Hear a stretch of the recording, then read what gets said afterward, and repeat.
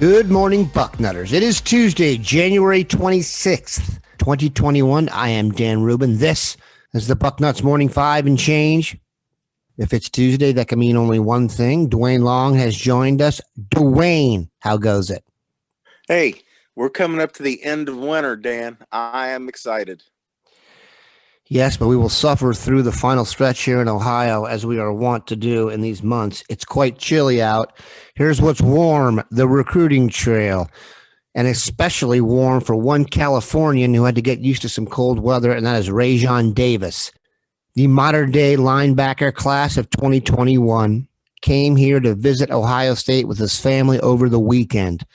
We are very lucky here that of the two recruitments going on now, Rajon Davis and JT Tuoto, for that matter, in the class of 2021.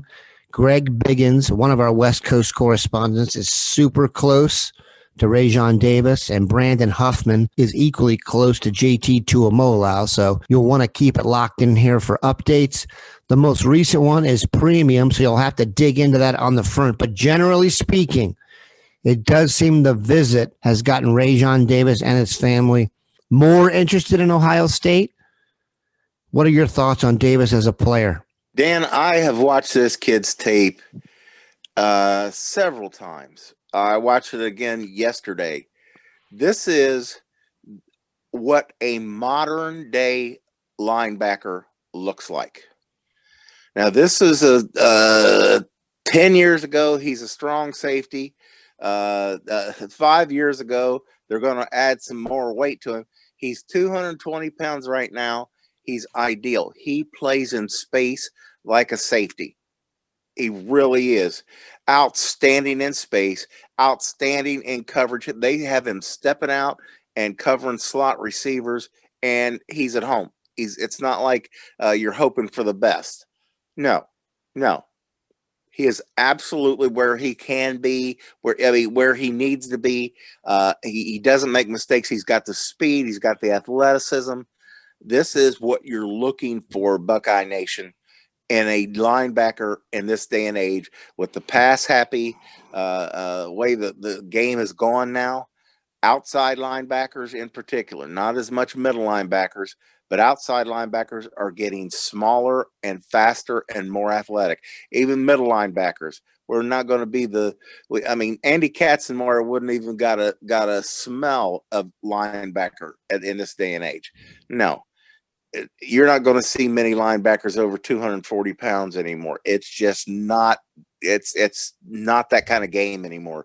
And this kid is an absolutely perfect fit. I understand why we're continuing to pursue him. Be ecstatic if we can get him to come to Columbus for the next 4 years. I was told he's very similar to the outside linebacker at Notre Dame right now, Koromoa, who I'm not going to attempt to do the whole name, but who is rising on draft charts for basically the same reasons we're discussing here. I did think it was going to be JT Tuomo or bust, but it does seem like the visit got them more in the mix. Anytime you get the family involved, speaking like that, you know you're in good shape. There could be some other new names around here, and not necessarily from the recruiting trail. The transfer portal chatter is up and running. There are several prospects rumored to be considering Ohio State. You've picked out two in particular. They are not unknown names. They are probably the most popular names in the transfer portal right now. The first is Elias Ricks, cornerback out of California, who spent his first year at LSU and was decorated as a freshman All-American in many places. He was always seriously considering Ohio State down the stretch. Do you think there's a chance they could pull him out of LSU? And if so, what kind of impact would he make, do you think? Okay, I really do believe that this is a bona fide thing, that he is very seriously considering coming to Ohio State. We know that, we don't know this, Dan, but it's rumored that he and Cavazos are very good friends. And we know that he had a great time here. He was very happy to have chosen Ohio State. And Rick's just if you read the tea leaves, he just doesn't appear to like where he's at. That happens. Kids Mookie Cooper, he just left us. He just wasn't happy here. Okay.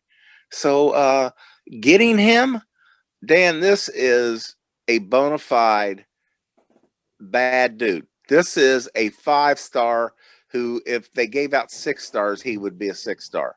Elias Ricks is what you're looking for in a cornerback. He's 6'2", a well-built kid. He's got the body.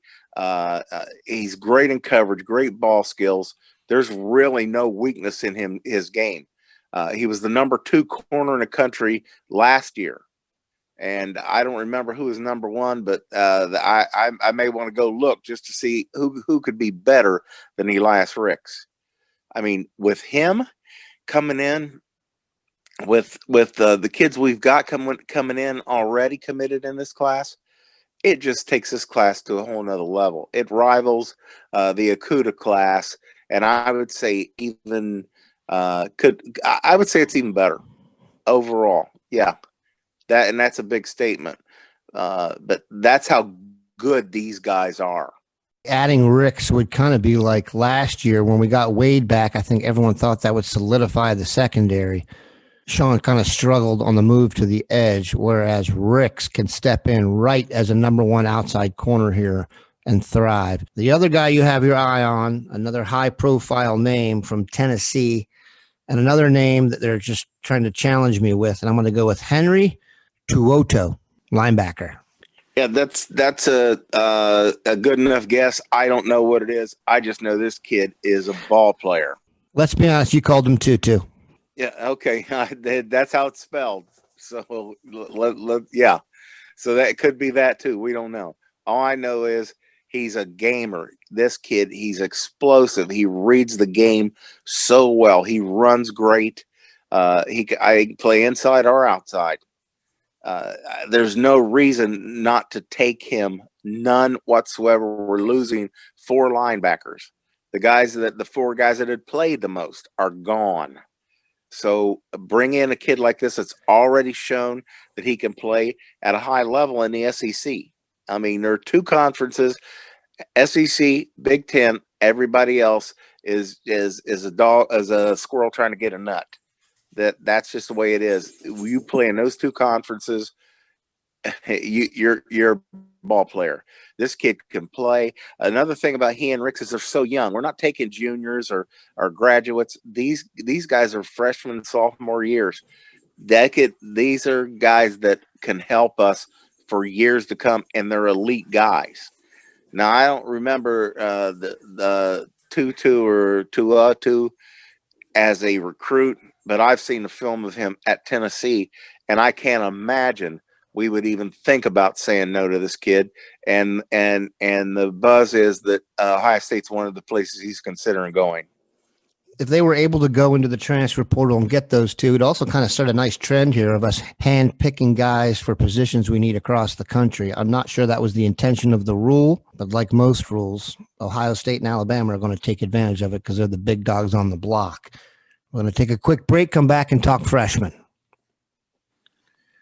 All right, Duane, we are back. Everybody is getting their words in on who they think the impact freshmen will be as they get settled on campus, the early arrivals. I think everyone agrees on one guy, and that's Jack Sawyer. He is basically considered the next Bosa. Both Bosas stepped in day 1 and were fantastic. Joey was on the field day 1 all the time. And Nick kind of worked his way in there, and both turned out to be spectacular players. Top player picked at their position in the draft. Jack Sawyer hopefully is on that track, and we've talked about him a lot. Who are some other guys that you think are going to make an immediate impact out of the freshman class? Immediately, absolutely, I believe this, that Jordan Hancock and Ja'Kalen Johnson, the 2 cornerbacks coming in this class. There, we got 3 other kids that maybe cornerbacks. I think they're safeties, but those 2 absolutely are cornerbacks.